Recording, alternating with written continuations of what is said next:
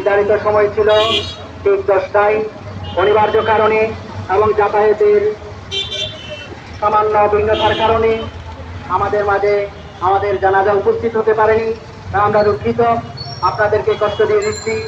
আমাদের শহীদ শাহাদা মাদ্রাসার পক্ষ থেকে হযরতুল আল্লামা ওবাইদ সাহেব বারাকাল্লাহু ফি হায়াতি।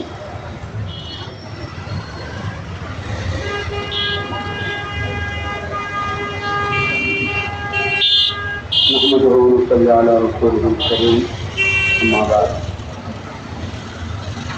সম্মানিত হাজিরুল মজলিস, এখানে আসলে বক্তব্য দেওয়ার কোনো মাঠ না, মজলিস না। তারপরেও কর্তৃপক্ষরা আমাদের উন্নত করতেছেন বিদায় আমি দাঁড়িয়েছি দেওয়ার জন্য।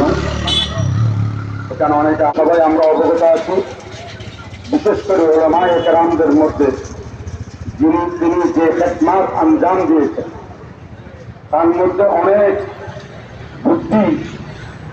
খুব বুদ্ধি বেশি ছিলেন।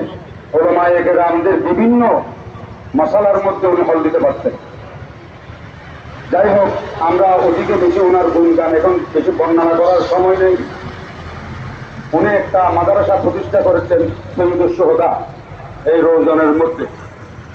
এটা দুনিয়ার কোনো মার্কেট না, আখিরাতের এই মার্কেট। সেই হিসেবে